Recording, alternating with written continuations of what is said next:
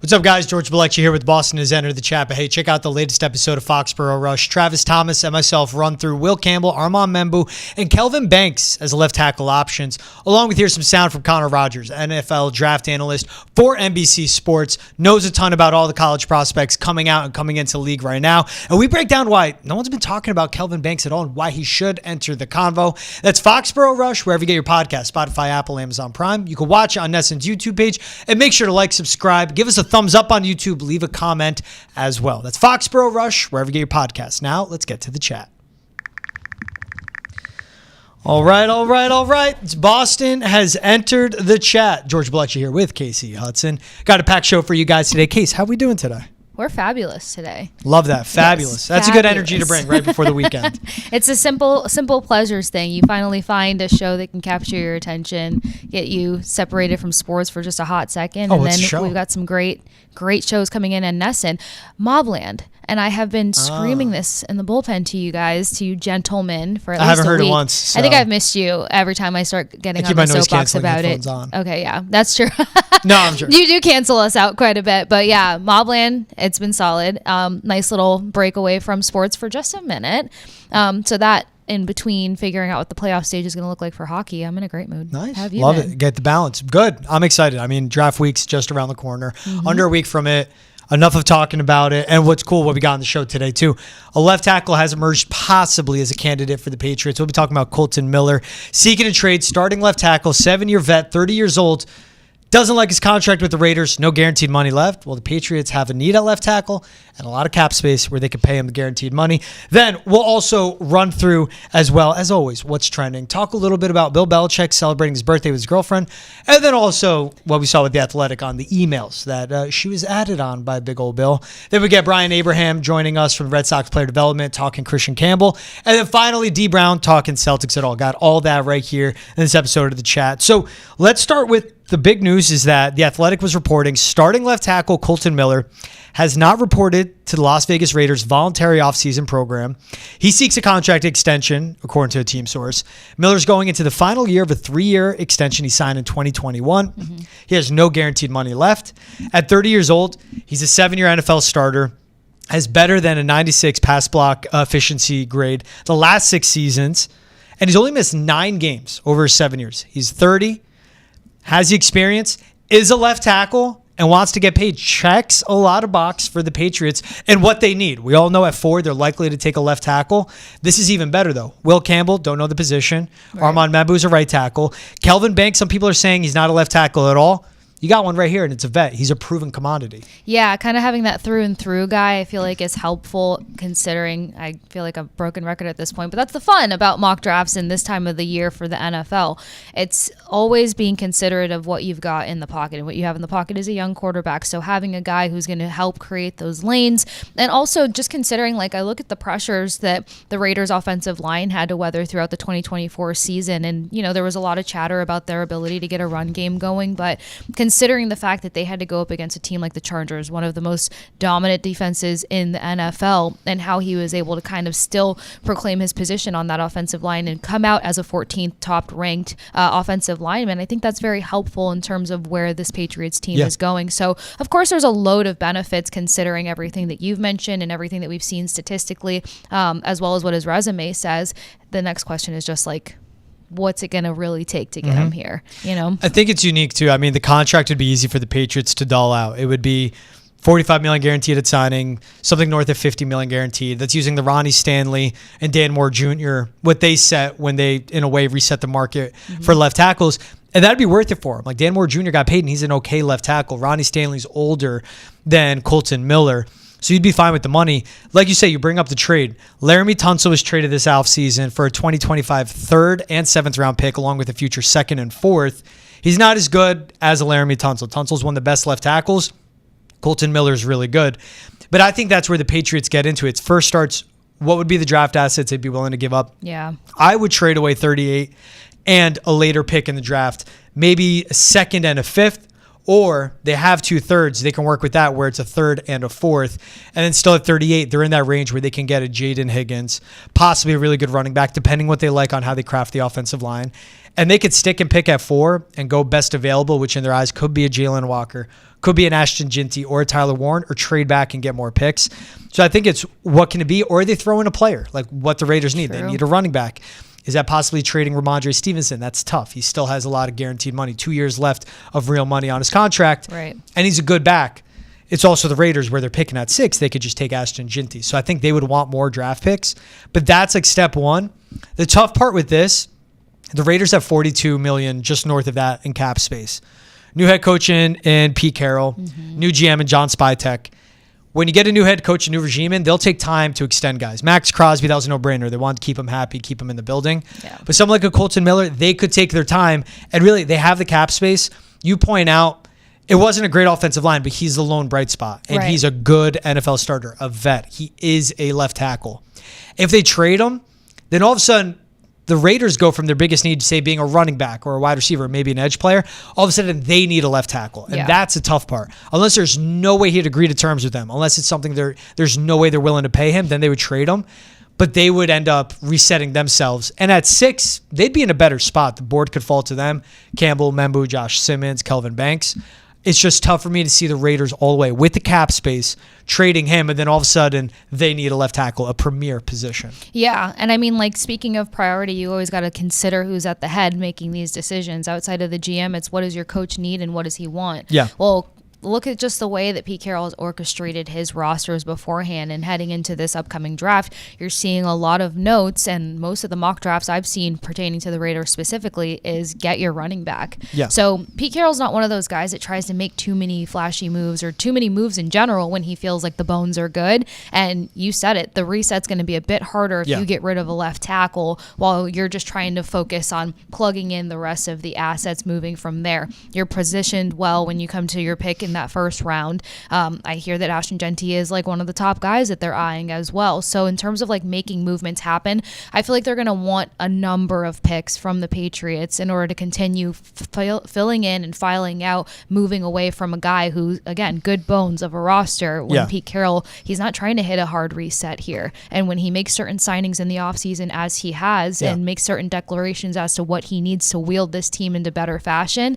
it doesn't require much movement. Yeah. So that's my only concern with that is like, what would they really want if they moved on from that, got younger, I guess, per se, in that position, but there's still so many risks acquired with that. Yeah, and that's, again, Armand Membou is a right tackle. He hasn't played left tackle in college. Will Campbell, people long-term see him as a left guard. And then Kelvin Banks, some say he's a guard. I think he's a left tackle. Josh Simmons coming off a torn patellar. And it takes to the need where they do have the luxury. They can take best available in a way. They had Brock Bowers in last year's draft. They traded for Geno Smith and extended him. They have their QB. You want to protect him, especially Geno Smith on his blind side. You have Kolton Miller right there. And with the GM, John Spytek, it's his first ever draft, first ever team where he's the head honcho. He's the GM. Learned under Jason Light and the Buccaneers since 2016. Jason Light's one of the more aggressive general managers when it comes to trading up in the draft. But I still think that's when you sit back, you look at the board, and in a way, it's if you let go of Kolton Miller, you can lose out on a generational talent like is an Ashton Ginty for someone that could be a left tackle. Right. It makes sense for the Patriots in a million ways, and maybe that would be a reason where they would have to up the price. They would maybe it would be 38, maybe it'd be a second and a third, and then a future fourth. Yeah. Still be good for the Pats because there's 2 avenues for it with them. If they do that, they could still trade back from 4. They would need a team to want to move up, but they could trade back from 4 and reaccrue a second and a third and still stay in the top 10, where if they have Kolton Miller, then okay, maybe Ted McMillan falls to them. Maybe Tyler Warren. I don't think he makes it past 8. And then maybe at that point they can go best available with a Jalen Walker or a Mike Green to help out their edge. Yeah, I mean, considering... So, like, I feel like we've discussed the fact that the offensive line is the most crucial point for this team to start building around, this team being the Patriots.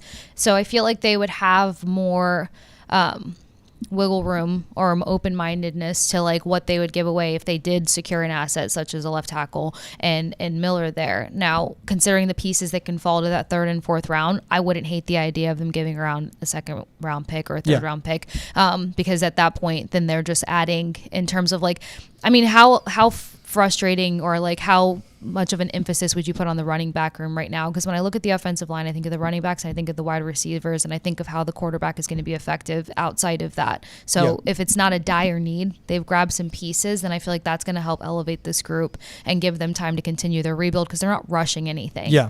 So that's where I don't hate the picks giving up in order to like solidify a more stable piece. And then it would be, they would go into the season where it'd be, say if there was a trade for Kolton Miller, him at left tackle, Leighton Robinson in year 2, good run blocker, needs to develop and pass pro at left guard. Grant Bradbury, 31 years old, just signed him to center. Mike Onwenu's still there, and then Morgan Moses. And then they can draft later, say third round, because they have 2/3. Maybe it would be an Ozzie Trapillo out of Boston College who can develop as a right tackle. But then they would have Morgan Moses for a year, then Trapillo takes over, and then you would still have what you think is Kolton Miller, who executed at a high level for the next 3 to 4 years. He had a down year last season, but that was him losing a majority of training camp, coming off a torn labrum surgery. Wasn't right the first half of the season, but comes out of the bye, clean slate, let up 1 sack from week 11 on for the Raiders, let up 6 sacks from weeks 1 to 9. Week 10 bye, rested, got right, and then moved on. It's where this is the part 2 of the draft of it's good to see it come and go because it answers a lot of questions. Patriots fans are going crazy. Trade for him, trade for him, trade for him. The Raiders holding on to someone that's good at a premier position, I don't see them meeting the Pats in the middle. Unless it would be Kolton Miller, just untenable, where he just absolutely holds out. Yeah. And I think he would rather get paid by the Raiders with Geno Smith, with Max Crosby, with Christian Wilkins, with Brock Bowers, and now with the 6th pick where they can take a Ginty, that offense changes. Yeah. And to your point, you bring up Pete Carroll. He loves running the football. Yeah. So why would he change from needing an Ashton Ginty and having the luxury you could take him because you have a Brock Bowers to then he needs a left tackle? That'd be a tough part. Now, could be the reverse. Goes left tackle at 6, maybe Omarion Hampton or Travion Henderson in the 2nd round. A lot could change because they get more picks. But it's tough prospects. These are prospects where Kolton Miller is a proven commodity at the NFL level. And that's what they'd be giving up in a way for a question mark. That's what all these guys in the draft are. All of them are question marks. Yeah. I don't see Carroll putting a bump in the road here where it's like he's so close to putting together what it is that he wants. Yeah. And then, just considering all the chatter around it as well. There was some people that were highly emotional about Carroll taking over that spot in that position. And not that he's the kind of guy that ever listens to that. I mean, I'm a big Pete Carroll fan, but considering like all he has to do is just add a few other pieces, I think that if you remove Miller from the situation, you're going to have to do a lot more work because the unknown is now going to put itself in there when all you needed was a lethal running back to add to your program. Yeah. So he doesn't have to do too much, and I've never seen him be the kind of guy, or hardly seen him be the kind of guy that adds too much more waves to a situation that doesn't need to be there when he feels confident about the group that he has, and he does feel confident. And another avenue they could look at with 2 seconds, they could trade into the first, get a later running back, maybe get a wide receiver, and can put him in a spot again. Or they could trade back or see if an Arante Ursary falls him at 38. It's like you take what we've talked about with the Patriots and their draft strategy, and all of a sudden that flips to the Raiders. Yeah. What the Pats would look like if they traded, say it was a Kolton Miller, all of a sudden at 4, I don't think Abdul Carter falls out of the top 3, but they could take him there. Maybe if they like what they see with the offensive line, if they really like it, then that would be an Ashton Ginty or Tyler Warren at 4. And then in the 2nd round, we'd see if they could reaccrue picks with 2/3. Maybe they find a way to trade back in. Or that could be where at 4 they go best available, whoever they like the most, Walker, Ginty, Tyler Warren. They'd have to wait all the way to pick 69, 70 around there. And that would be where you get the risky, but that could be a Jalen Royals, a Mason Taylor. And they still would come out of this draft and say that's if they don't go Tyler Warren. Left tackle, running back, and they would have a pass-catching weapon as well. And they still have their later picks. That would be a big swing. There'd be a lot going right for the Patriots. They would have it resolved. And then my one thing too, though, drafting's so difficult. It's good to have a lot of draft picks. Yeah. You want more opportunities to throw stuff at the wall and see what sticks, throw more darts, give yourself more opportunities to hit on these prospects. It's really difficult drafting and evaluating and seeing how these guys could pan out. Yep. They have 2/3, and I can't say enough how much of a help that is because that puts them in the range of they could walk away. If at 4, say they don't do the Miller trade, 4 is a left tackle, 38 could be a pass catcher.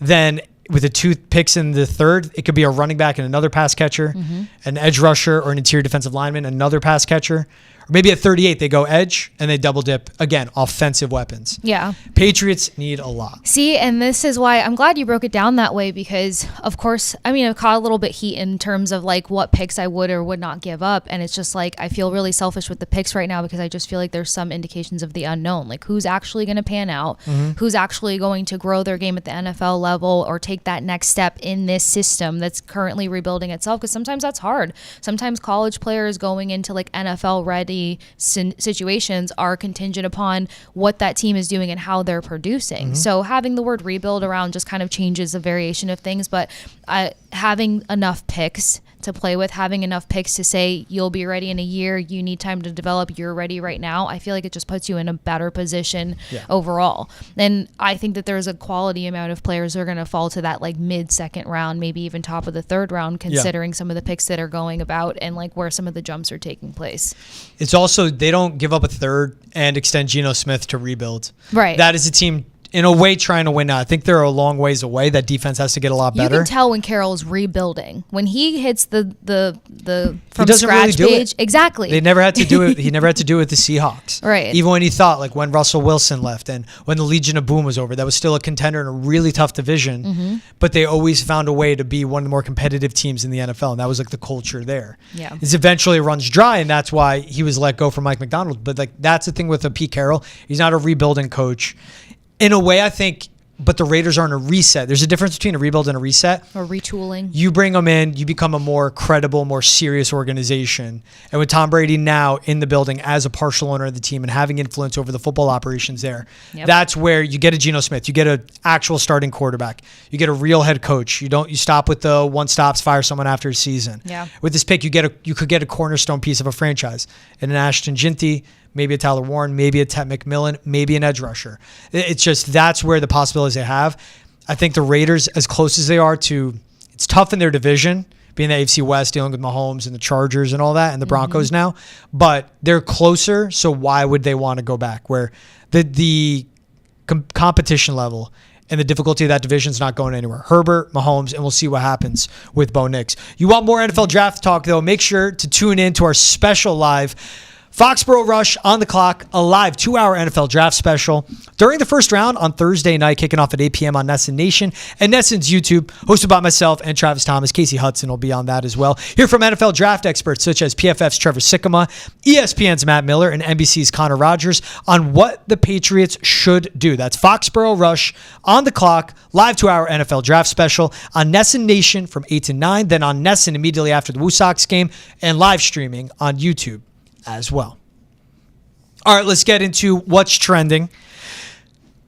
Travis Hunter's not going to fall to the Pats. And that's because Browns general manager Andrew Berry compares Travis Hunter to Shohei Ohtani. Quote, it's a little bit like Ohtani, pitcher or hitter. He's an outstanding player. You get a unicorn if you use him both ways. That's a team that's serious and knows everything they have possible to get Travis Hunter. And it also makes sense of the Browns, their defense is fine. They have a need at wide receiver. They signed Joe Flacco to be their quarterback. Just, again, keep them level. How talented Travis Hunter is, how good that front office is for the Browns. Again, the Deshaun Watson contract, that signing, that was ownership making a decision.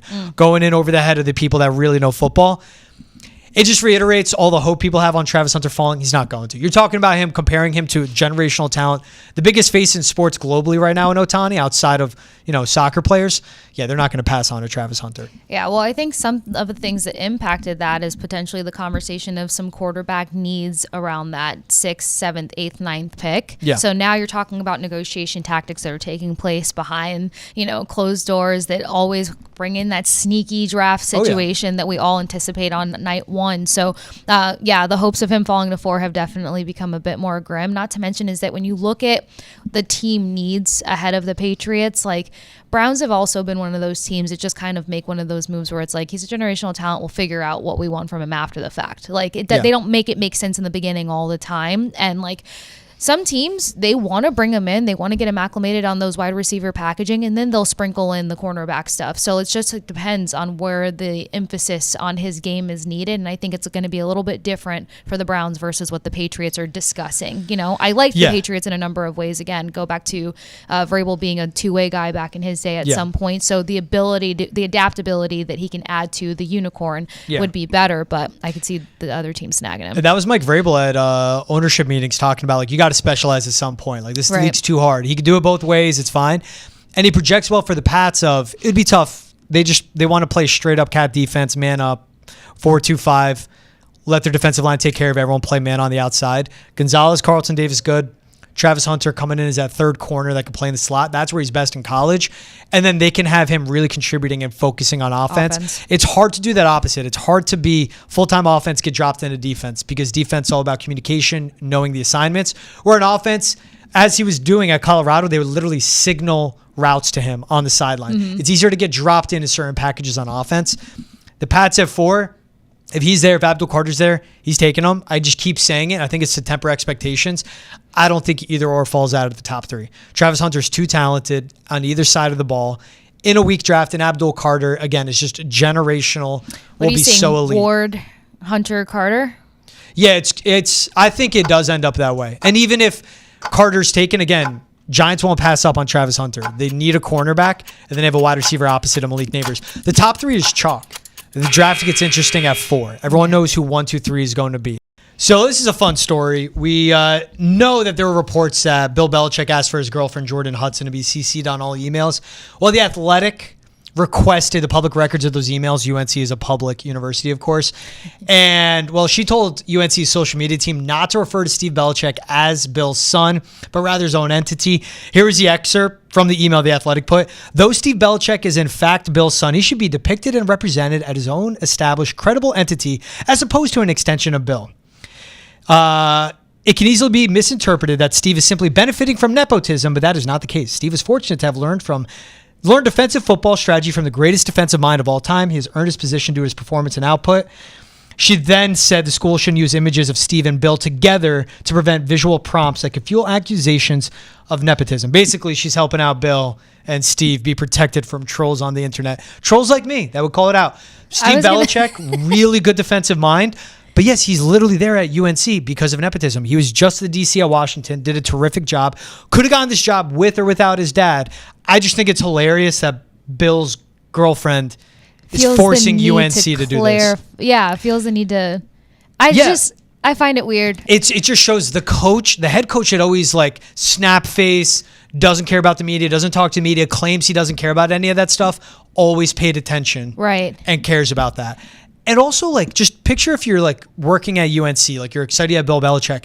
You have to deal with, and this would be anyone's partner. Right. You know, the wife or husband of any coach. You have to deal with them. It's like, look, we know what we're doing, and just stop. Right. If you're Bill Belichick, why do you care? But to send that to the program, like, you don't think that they're going to be trying to protect their own coaches? Like, why would they be? Why? And anyone who considers this a nepotism situation, they're still going to go out there and troll. They're still going to drop comments in the comment boxes. Yep. Like, what was the point of that? Just to wield the sword to remind everybody that, hey, not only am I on the copies, but I will also be responding to things that do not matter. CC me on everything. And also, by the way, she's not a paid employee of the university. So again, it's like not your boss. Gosh. Now, and that's the part you have in the sports industry, especially with coaching, you're going to have to deal with families and their requests, and it's fine. But this one's just ridiculous. As I read it, it's cringe. And if you're Steve Belichick, this comes out, you're just like, I didn't ask for this. Yeah. Like, if anything, it almost just puts like an extra target on the back of something that like probably wasn't the loudest conversation taking place by any means. I've moved on from Bill being at UNC and Steve. Like, it's happening. And again, Steve's a good defensive mind. Could care less. Right. It is nepotism. And that's fine. He's also good at his job. Right. He's a really good coach and an assist down defense for the Pats. But now I'm talking about it because she's sending these emails. And how many people are going to be like, regardless of calling him Bill's son or not, like, we're not going to. What's the first thing people do when you see a replica of a last name? I wonder who they're related to. Yeah, like, what was your purpose there besides wasting everybody's time? Just doing the most. When it's like, just hang out with Bill and do yoga on the beach. I want her to change her last name to Belichick, Jordon Belichick. Yeah.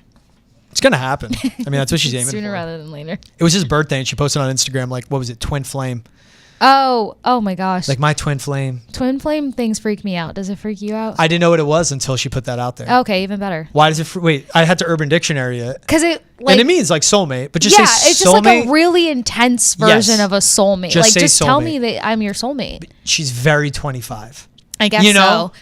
She really makes me feel like I'm in my 30s. I'm like, if I meet a guy and I'm like, oh my gosh, I'm so drawn to him, he's my soulmate. I'm not going to go as far to be like twin flamies. Like, all right, I'm old. You and I are the same. No, you're not old. You're a normal human. Oh, yes, I'm normal. That's what I like to remind people of. That's true. We are normal. The norm is changing. That's what it is. Just because someone has, we're normal. All right, we're cool. All right, here's something that's probably the most insane story. Again, what's trending, and I love this. So Nico Iamaleava, quarterback for Tennessee, he's transferring to UCLA. Mm-hmm. A Tennessee pastor who was kidnapped in South Africa and then rescued in a gun battle shortly after was upset to hear about Nico Iamaleava, all the drama and him leaving the Vols. Here's an excerpt from the article from a news station in Nashville. Maryville pastor Josh Sullivan was rescued and reunited with his family late Tuesday night after being kidnapped at gunpoint and held for almost a week in South Africa.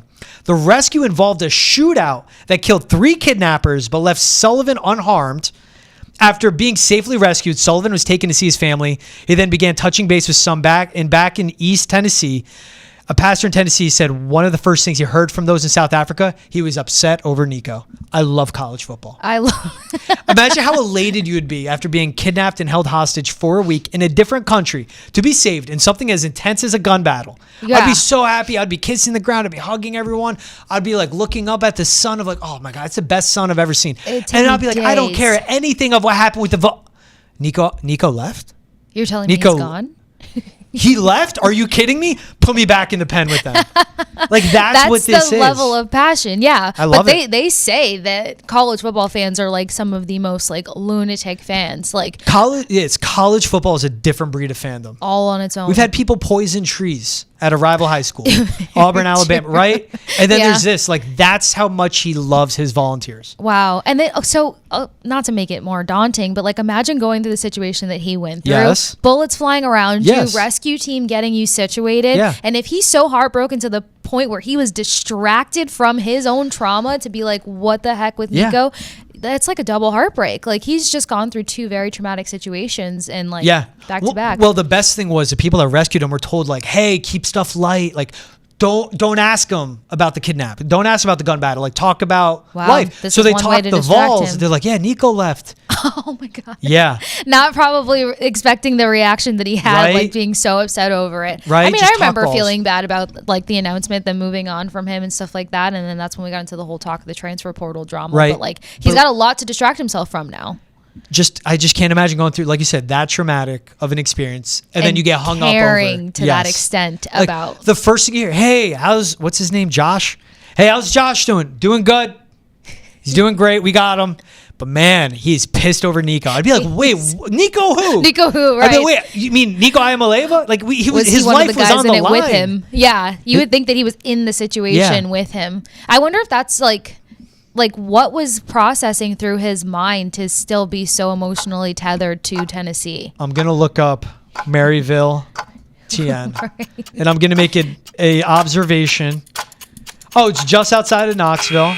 Okay. That looks like it's in the Blue Mountain Range thing, whatever they got going on there. You would almost think that they have like a family connect from the level of like sadness. He's just in the heart of like being a Vol. Yeah. And you know what, Case? It's different.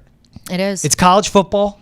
In the South. Go Vols, baby. Yeah. It's the SEC. It's different out there. It's football in the South. I just read this and I was just, that's like everything I want in a headline. It is a wild story. It is very, very wild. Say a similar situation real quick. You were just like, got to get rescued. Right. Now something as crazy as this. What's the first meal you're having after you get out? First meal I'm having after I get like, rescued. Pull over, take me here. It's something Italian. Nice. I mean, I could live off of Italian food. Not a big chicken parm gal, but like. I'd go with that. You're probably hungry. They're not treating you right. Yeah, it's true. I would go with like a nice bolognese. There we go. Mozzarella Bolognese sticks, is meatballs. where I would go. A little bit of spice. We'll go to the north end. All right, someone that's hitting like he's hungry is Kristian Campbell. He's been on fire since making his opening day debut. Well, we have Brian Abraham, Red Sox Senior Director of Player Development. He caught up with Alex Spear and Will Middlebrooks. Check it out right here. Before you came on, we were talking about Kristian Campbell and what both Will and I have been kind of You saw it in the minors, but it's pretty remarkable to see someone who has an offensive approach where it seems like he is ready to go, right? He is ready to attack, but then has the ability to recognize pitch type, location, and make a yes, no decision where he's able to take his walks. This is why the guy has gotten on, managed to start his big league career by getting on base in a ridiculous number of consecutive games. When did you realize that Kristian Campbell didn't just have nice traits, but remarkable ones that you were working with in trying to develop? I think we're still trying to figure out where his ceiling is. Really lucky for a kid to come in early on once he was drafted and really just buy into the training, really buy into the willingness to make adjustments and challenge himself. I think pro ball is so unique because players are away from home. Players are with a group of really good players that maybe they haven't played with. Georgia Tech, obviously a really good school, really good players, but all of a sudden you're in Fort Myers, there's 20 other players that got drafted and they're all really good. And I think getting uncomfortable and willing to do some things training wise, whether that be in the weight room, whether that be in the batting cage, whether that be in the outfield or the infield, training in different ways and ways that maybe you haven't been used to is something that Kristian really embodied, and a lot of our players embody. But I think Kristian was willing to fail, willing to struggle in those training environments to ultimately become better and prepare himself for the difficulties of the game. It's funny. I'm in Greenville, South Carolina now. It's April 16th, and Kristian Campbell was here at this point last year, and we were talking with some of the coaches and joking around. It's pretty amazing. We're about to watch him play in a big league game that night in Tampa against the Rays, and it's pretty amazing to see the trajectory. To predict how fast he would have been able to improve and develop, I think is really difficult to say. But again, the way he impacts the baseball, his ability to make good swing decisions, put the bat in the ball, and then just be an athlete in the batter's box and in the field, I think led us to believe that the success was going to come fast and consistently. And he has continued to let us know that he will be able to do that at the highest level. So just to continue on Campbell, Alex and I talked about this a little earlier, and you said it best. Like we're not sure where his ceiling is, right? Because he's only played a couple seasons of high level baseball. Had like a year in college. He had a really one full year in pro ball, and then now he's in the big leagues. And it's like you take these guys and you look at that and you look and you go, how do they sign them to this deal? Well, I think there is a base level of talent, like raw talent that he has that is so much higher than other people's base, right? And now there's the room for experience. Now there's the room for the growth. And to your point, you don't know where the ceiling is because I feel like his base level is so much higher than everyone else.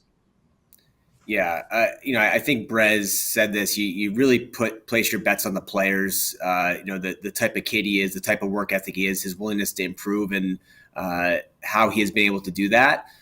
We're really lucky to have a lot of great information, a lot of great tools, a lot of great people that work in the office that build different models, that build projections based on different qualities, different traits that players have, and their ability to do things consistently.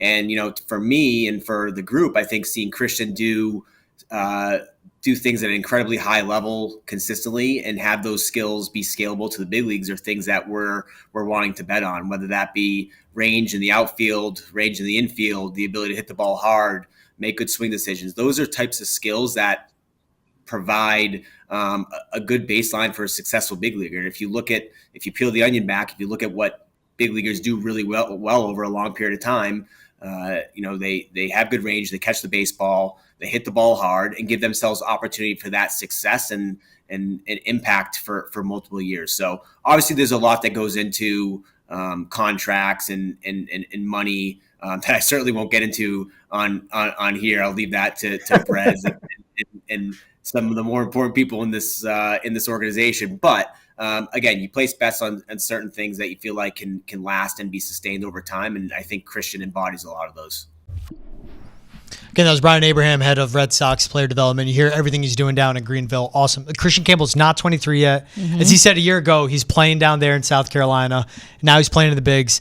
302 batting average, 900 OPS. Just absurd what he's doing at just 22 years old and just getting his major league career off. I know. And to think that everything just got going. I mean, the kid's already 3 home runs and 6 RBIs in. And the best part about it is you didn't see him putting pressure on himself out the gate. You saw the fact that he just really wanted to translate everything he's been working on from training camp. He didn't hyper-focus on having a slow start to spring training and stuff. And then just comes in and, like, shifts this level of confidence. I mean, what is it the guys are doing? Swinging through the roof. Yeah, like the camera making a movie, I guess, maybe Netflix cams. Yeah. So that's all about Kristian Campbell. Now throw it over to our guys.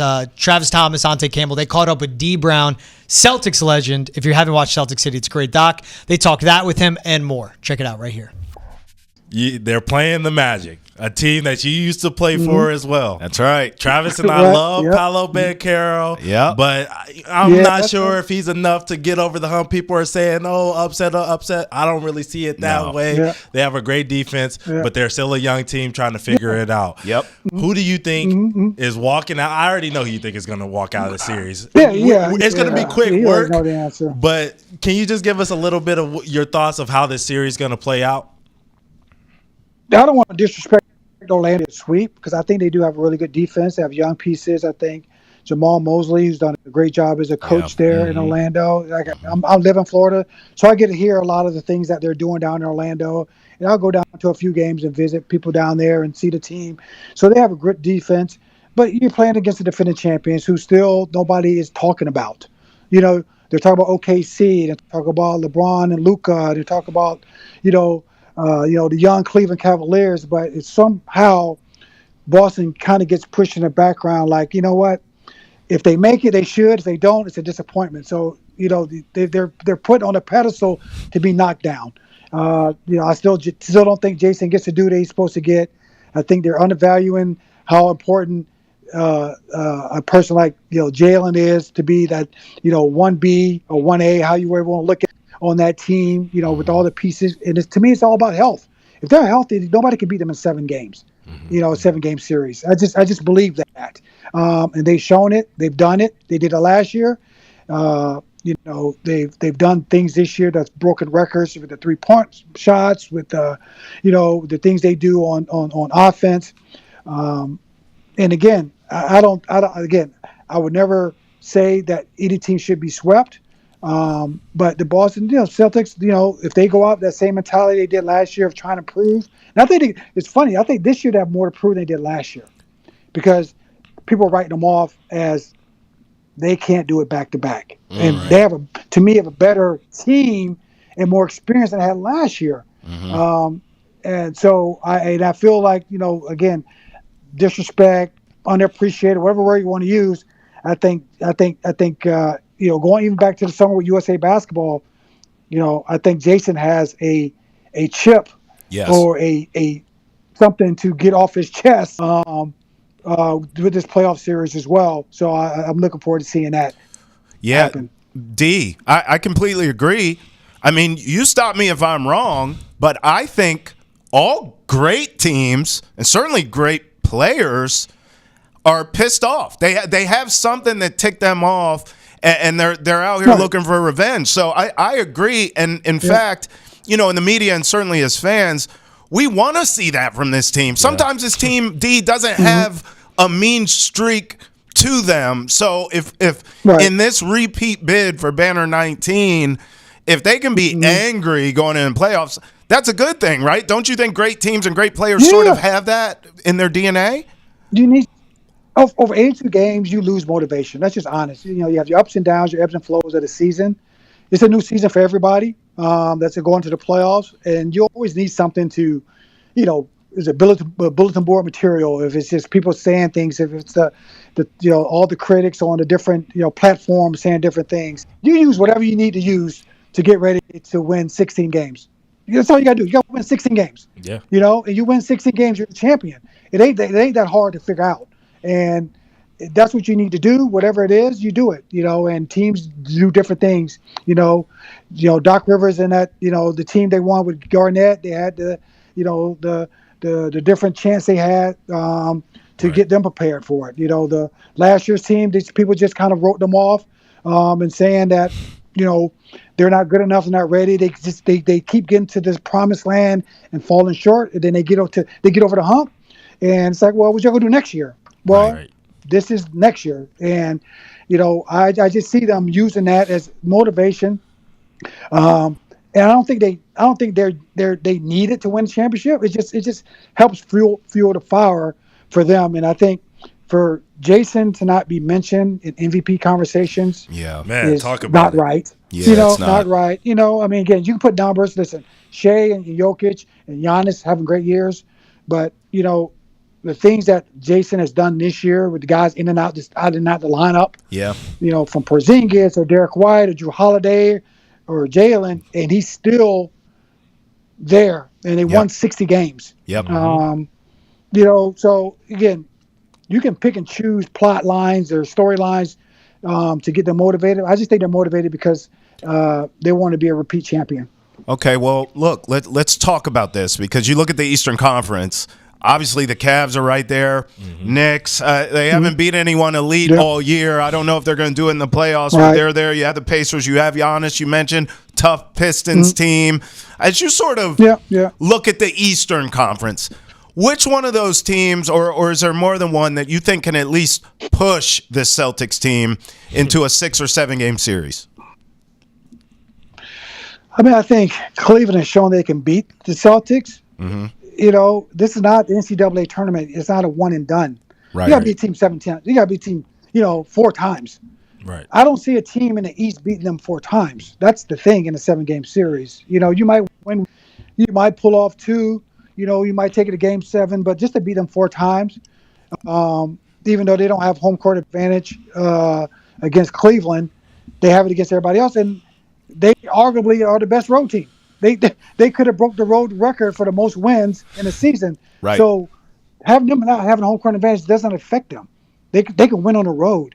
So with those factors coming in where they have home court advantage versus everybody in the East other than Cleveland, and they're the best road team in the league, not just Eastern Conference, in the league, them going on the road and still in the game is not going to phase them. Them losing the game at home and have to come back and bounce back and win the game on the road, it's not going to phase them.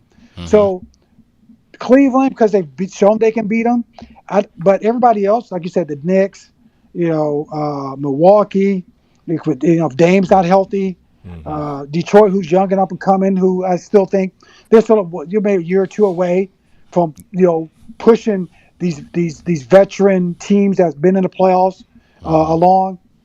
So I don't want to say none, but there's teams that can take a game or 2 from them, but not win 4 games. Yeah, no, there's no one that can win 4 games. I can already tell you how I feel about that's it. just being honest. That's just being honest. That's being real. They lost 3 games all playoffs last year, right. So you're already right about that. And I think this team is even better this year, even more confident rolling into the playoffs. Let's talk about the West. Travis is a huge fan of the Rockets out west. I like the Thunder making it out, but who do you see kind of getting through that tough Western Conference, as we know it is, to face the Celtics in the finals? Oh, man, that's a tough one because the West, the way it's going, it's going to be a lot of good teams knocked out early. You've got Denver playing the Clippers, and the Clippers have shown signs of what everybody thought they were going to be, with Kawhi being healthy and Harden playing and the guys like Zubac and those other guys, the role players playing well. And Denver, they still got Jokic. I think they've got something to prove because, everybody, was very, very, surprised like I was with, Mike Malone being fired. I was on that staff when Mike Malone first got the job. Oh, wow. We drafted Jokic and things like that. So I was part of that staff when we was there for a couple years. When the first year we drafted Jokic and Moutier and all those guys. So I know what kind of coach he is, and he's a great coach.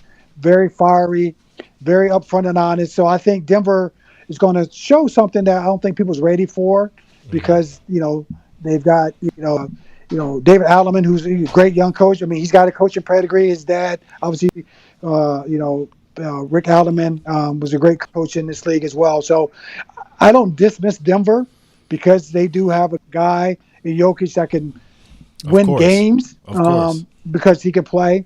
Lakers with Luka. They've obviously got a boost and a boost of adrenaline going into the playoffs with those 2 guys. I just think it's going to be a lot of knockouts early. Houston, and you talked about Houston.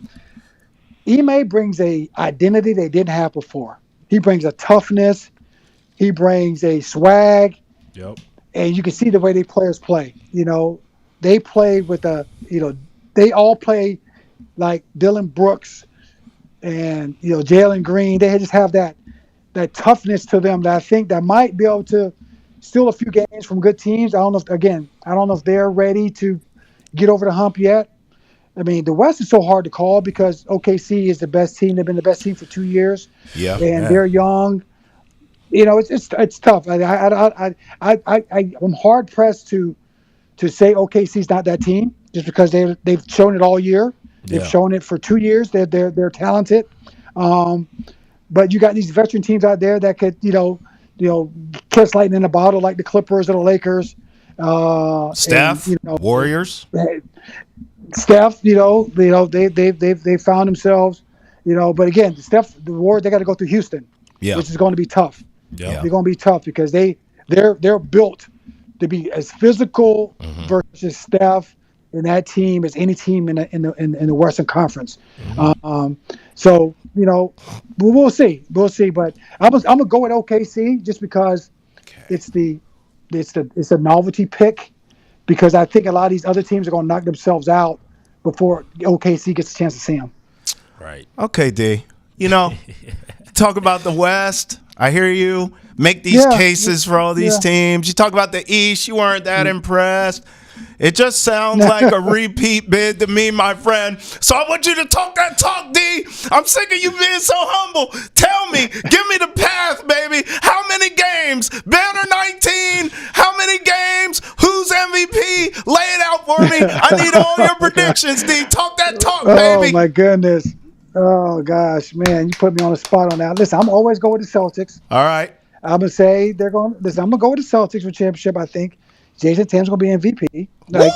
I'm going. I don't. To me, it's not. That's not going out on a limb. That's. I'm not saying Peyton Pritchard's going to be MVP. It should be obvious. Right. It should be obvious. Yeah, not a shot at Peyton Pritchard because he should win Sixth Man of the Year. He will. No question. If he doesn't win it, that's bad. They got to start taking people's votes away if he doesn't win it. He will. He will. Right. So I'm going with them 4 games. I'm going against OKC. I'm saying OKC. Okay. All right. And again, OKC's got home court, so I'm gonna say Celtics in 6. Woo! There it is, baby. Woo! Let's go, D, bro. Banner 19. Banner 19. Yeah, man. All right, look, D, before we let you go, I got to ask you one question because you brought up Mike Malone, and it got me thinking. You've seen a couple coaches get fired during your playing career, but we've seen like recent NBA champions, recent coaches of the year, overall playoff team, coaches getting fired. Right. How do you think this sort of heightened expectations of coaches have affected the development of the league and the players? Well, here's the first thing. If you're a new coach, don't be named Mike, because every coach that got fired, they was right. 3 of Mike. Budenholzer, Brown, Malone. So don't be Mike. Don't hire Mike. So if your name is Mike, don't apply. So that's the first thing. Next thing is it's tough. I mean, it's people want to say it's a players league, and owners, these new owners that got all this money and to come in and purchase these teams and want instant success and want to buy a roster. It doesn't work that way. It's tough. And the old saying's been around for years: you can't fire the team. You can't fire the team. So the first person you get rid of is a coach, and then next thing that person goes is the person that put the team together, the GM. So you just saw GMs are getting fired. You saw Griffin get fired in New Orleans, Monty McNair in Sacramento. So there's a lot of movement going on. And who's that next coach you go get? You recycle coaches that just got fired because they didn't do a bad job. They just was in the wrong situation, and the owner wanted to make a change and make a statement. So it's tough. It's tough. I mean, the funny thing about it all is, these coaches, they get fired and they're getting paid for like 2 or 3 teams. Right. You know, like Budenholzer is getting paid for like 2 teams. Monty Williams getting paid, from 2 teams, and there's a lot of money out there, and these owners are making these hard decisions on either roster composition that's bad, so I got to fire the GM, or we didn't expectations to the type of team we had, we thought we were going to be better, so I got to fire the coach. What's the criteria anymore to keep your job? Is it championships? That's not it anymore. Right. Is it developing young players? That's not it anymore. Right. It's basically how that owner's feeling that day, the response they're getting from their fan base, or the disgruntled players they have, whatever that is, a combination of all 3. So there's no criteria of why a great coach or coaches get fired. Especially like the last 2 coaches that got fired, from Mike Malone and Taylor Jenkins from Memphis. Your team's in the playoffs. Your team is is not losing games. Right. You have a chance to still win a championship, and you still got fired. So there's no criteria. This is the new NBA with coaches where you can be in 1 year, win Coach of the Year, and the next year be out. To hear the rest of the D. Brown interview, check out the latest episode of Nesson's basketball podcast, Hold My Banner, available on YouTube, Spotify, Apple, Amazon, wherever else you get your podcasts. That's Hold My Banner. New episodes dropping every Tuesday and Thursday, and early drops will be happening during the playoffs as well. All right, for Kasey Hudson, George Balekji, shout out D. Brown, shout out Brian Abraham, shout out to you guys making us a part of your day. This is Boston has entered the chat. We'll see you guys with a new episode on Monday.